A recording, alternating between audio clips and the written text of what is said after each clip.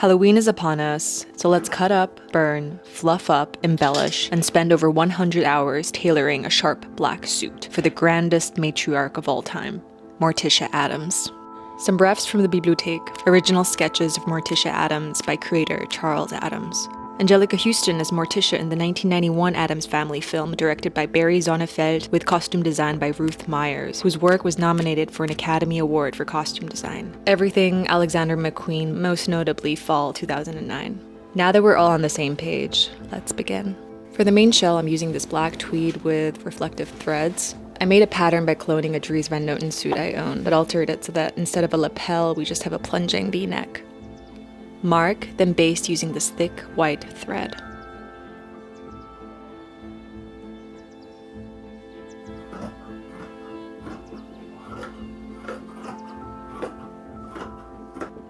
For the front facing, I cut out some rich black velvet that feels simply divine on the skin.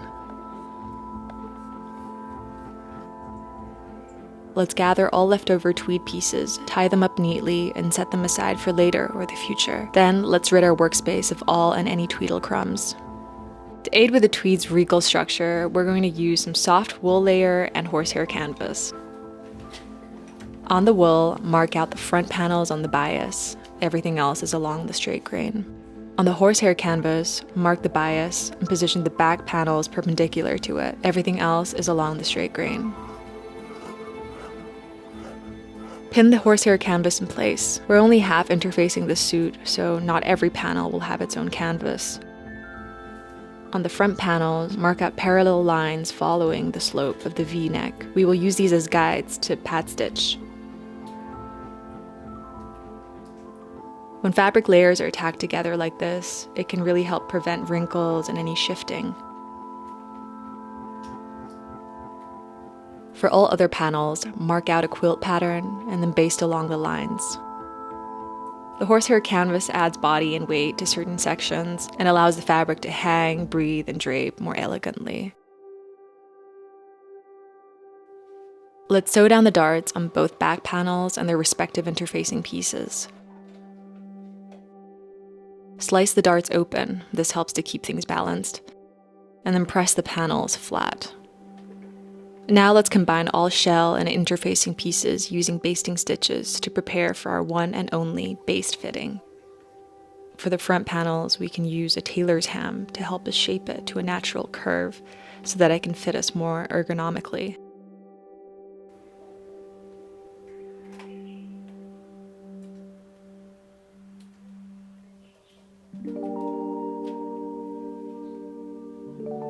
For the front V-neck openings, just fold the seams over to the wrong side and baste them down. Close the shoulders and add on shoulder pads.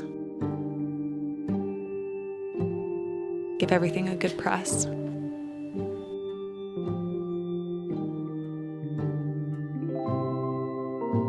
Some notes from our first fitting. Shoulders are not sharp enough, waistline can be more defined.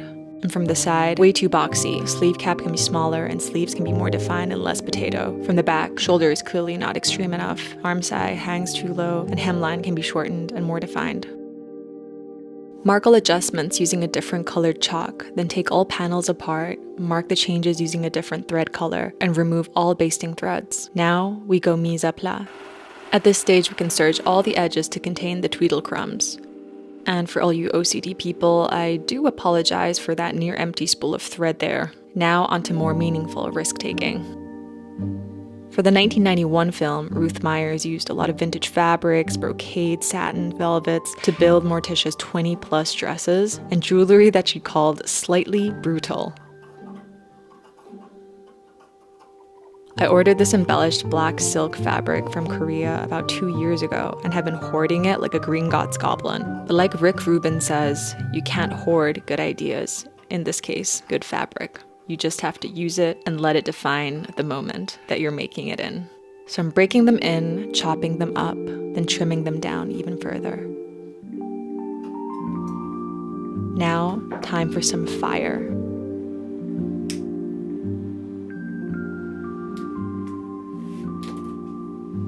A single heat protective glove is my chosen sidekick for this mission of gently burning all of our black roses. They melted lovingly, like butter in a hot pan that's about to make delicious scrambled eggs. If you met me when I was 8 and told me that the adult version of me would be burning pretty fabrics and sharing it on the internet, I would have probably thrown a half-eaten sour power at you. Now we can position them onto our tweed, one by one. No rules, no patterns, just whatever massages the eyeballs. Pin them in place, careful to keep things flat. Then hand fell all around using black thread. What's so beautiful about Ruth Meyer's costumes for the film was that she created a story first and then built the costumes after. So she saw the Addams family as kind of an aristocratic family of their own sort. Morticia's costumes were specifically inspired by Victorian mourning attire and formal court dressing from the Edwardian period in Russia. In an interview, Ruth Meyer said, "I always had this fantasy that Morticia would have a day dress, a dress for the afternoon, and a dress for dinner. It was always the same silhouette, but there were slightly more subdued ones for the morning. By the afternoon, she was getting more exotic, and by the evening, she was a peacock encrusted in jet and beautiful lace."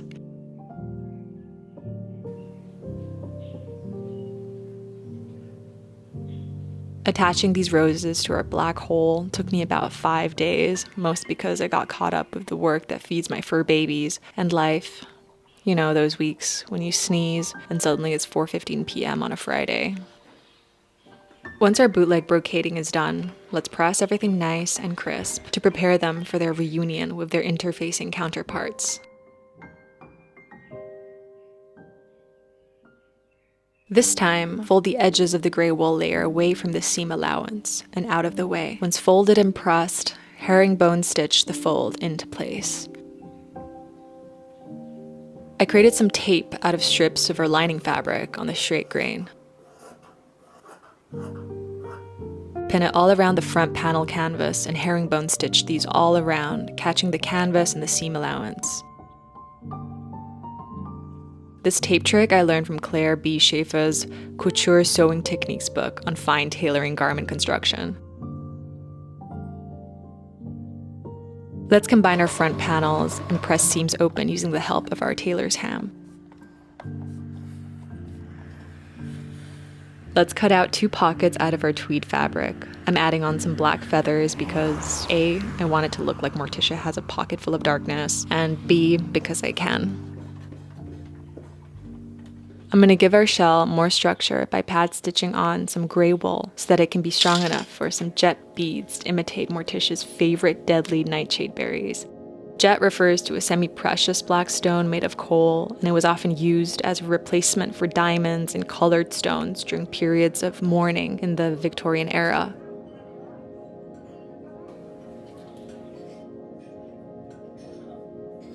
After our berries are intact, pad stitch on some canvas, cut on the bias, and then herringbone stitch them all around.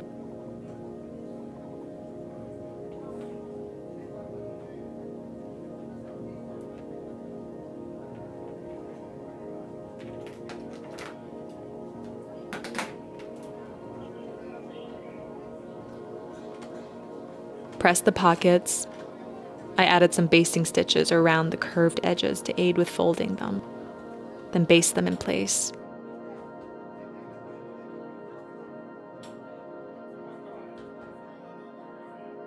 Attach some lining, then fill everything down using black thread.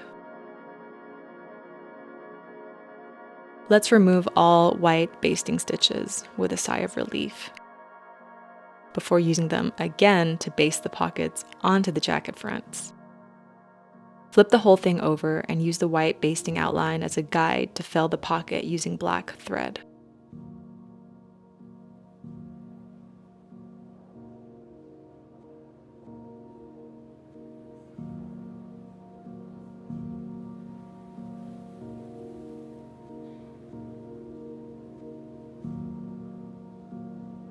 Now we can combine all vertical seams of our jacket.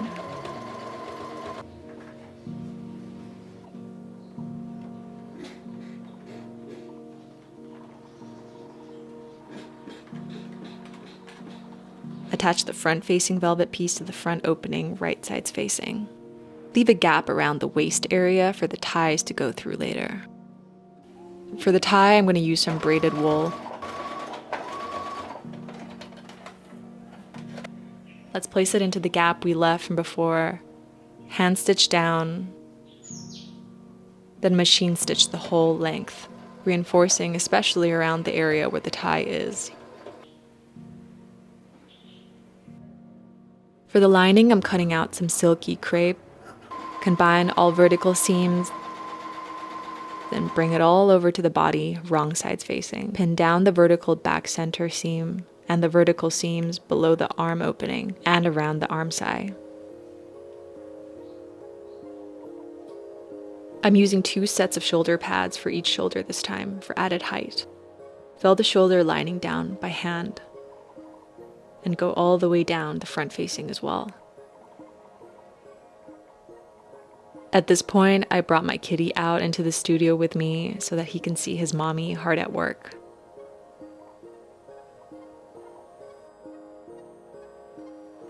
Let's assemble the sleeves. I think this was hour 100 of tailoring this jacket.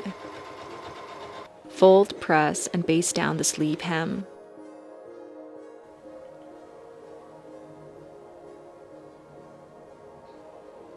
Attach the lining and give the sleeve a good press. Now we can assemble it to our body.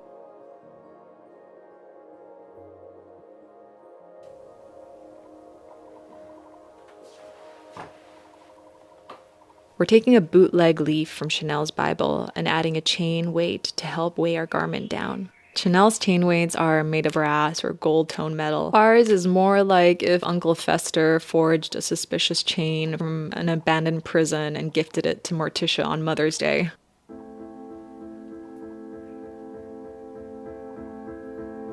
For the final press, let's pay homage to the tailoring tradition. This stage is done by pros who literally only focus on pressing to ensure every seam, fold, crease is perfectly crisp and aligned.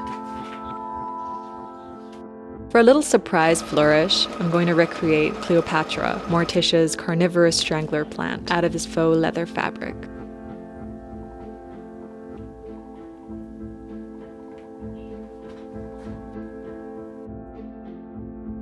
Morticia likes to feed Cleopatra hamburgers, so we're definitely going to need her tiny pearly whites to be pointy.